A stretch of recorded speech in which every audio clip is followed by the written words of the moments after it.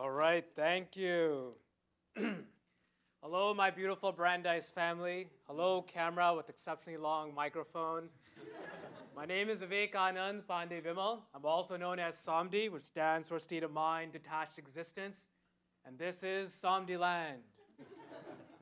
Now, my adventure started in the year 2001, back when I was an undergraduate academic warrior at Boston University. It was a time of great despair, of depression. I was drowning in a cesspool of self-hatred. And at that time, I composed a pose called the nasty pose.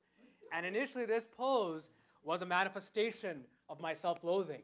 But as time went by, it began to manifest itself into a way of self-reflection, into a way to analyze who I am and how to sculpt my own destiny. And what it represents is the following. The large, distended, impregnated stomach represents potential energy, stored energy, ideas, dreams, thoughts, things I want to accomplish in life.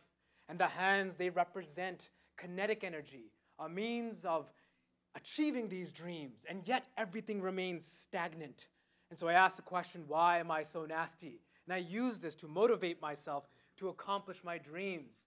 And so back at BU, when I was in my depressive phase and I did this, I authored this nasty pose, I told myself, you better make a resolution so you can pull yourself out of this cesspool. And the resolution I made was that one day I will go out into this world and do something to make some small, incremental change to it. But I realized that I was inherently weak. I realized I was terrified of the humans. And I realized, worst of all, that I was tranquilized in the jugular by comfort, by schedule, by routine, and that all of these things would make me forget my original resolution. And so I decided that I would grow a mullet, a portion on the back of my head, and I actually had a beard mullet too. And I said, I made a vow, and I said, I will never cut this off until I embark on this journey. And what that made me do is every day of my life, as I looked at myself in the mirror, it reminded me that you made a vow, you better stick with it. Every time someone made fun of me or said, it's such a pointless thing to do, I was reminded of this vow that I had made. In that time, so it took 7 years for me to do it, and in that time, I went to Officer Candidate School for the Marine Corps. I graduated Boston University, and I decided instead to become a high school teacher, where I taught for 5 years and even got tenure. But by the end of it, my mullet spoke to me, and it said, Vivekanand, your time has come. You must go and embark on this journey of life. And so I did.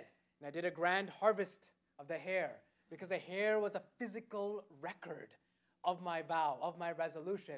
And now there's going to be a rebirth, a new me, a new journey, a new resolution. And so I shaved off all that hair, and I went to India to work for an NGO.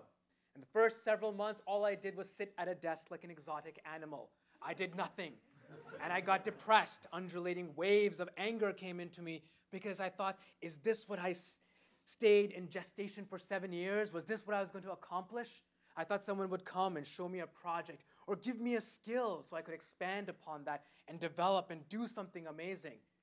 And soon I realized through my nasty pose that in order to take control of your destiny, you have to fail and fail and fail and fail until you can drag yourself out of that cesspool, until you can drag and realize the dreams that you have envisioned.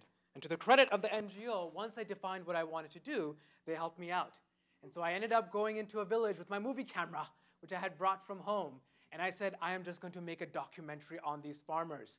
And so they talked about parched lands that were thirsty because drought had hit them for 7 years.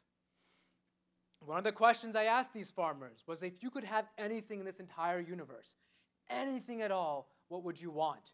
And these farmers had no tractors. Most of them had no running electricity or water. You'd think they'd ask for wealth or comfort. They were waking up 4 o'clock in the morning every day. But instead, they asked for something extraordinary. Most of them asked for the monsoons to be restored, for, in their words, balance to occur in nature. Because they realized that everything is part of a grand cycle, that everything is interconnected, that if you spread wealth in just one small portion, it means nothing for the grand and divine dance of the larger cycle of life. And I found great beauty in that. And it made me think that as a city dweller, all I was living was a linear life. I would eat, I would consume, and I would pooply poop out. And that poop was nasty. It was waste. It should not even exist. What a worthless thing. Get it away from me right now. But you go into the village and you realize that cow poop is beautiful, because without that cow poop, you cannot create succulent, voluptuous crops to eat. And so the idea that from food will come poop and from poop will come food becomes something that I realized. And I knew this from biology class, but knowing about poop here is different than knowing about poop over here. And that was one of the key things that I realized. After that, I went to the United Nations Climate Change Conference. I made a second documentary on tribal women in entrepreneurship. I survived a pretty huge oil depot explosion. I met a whole bunch of interesting people and animals. My third documentary was on city children. And these children had had very, very difficult lives. Some of them would work 6 days a week, from 9 in the morning till 6 in the evening. Some of them had abusive parents, and some of them were malnutritious because they were not receiving enough food. And yet, nevertheless, as I interviewed them, I found it amazing that most of them, within them, had these small embers of happiness still glowing. And it made me realize that all of us have the shattered pieces of heaven around us. And it's not a matter of, do you have the resources to make heaven, but rather, how do you piece them together to create a world of beauty and happiness around you? And that is what I learned from these children. Tragically, my grandmother passed away, and so I ended my 10-month journey and went to her village. And there I contemplated life and death and family. And I was reborn, in a sense, and decided to go on a new adventure. And this adventure was through the wilderness. And I decided to go to places that were lush with vegetation, but absent from a lot of tourists or people. And one of my favorite memories was sitting in the Valley of the Flowers on a rock.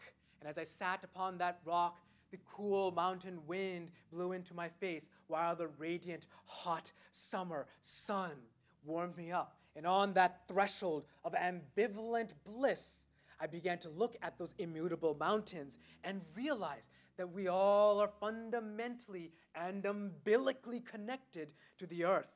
And when this umbilical connection with nature and earth becomes severed, then all sorts of different parasites began to infest our souls. The last portion of my talk is on community. As I traveled through my journeys through different villages and cities, as I lived with different families, I began to realize that fundamentally and deep down inside, we all have one intrinsic desire. And that desire is to be loved and appreciated by a group of people, to go somewhere where people are happy, genuinely happy to see us. And yet, even though this is intrinsically and inherently a property of all of us, ironically, it is so difficult to find around you.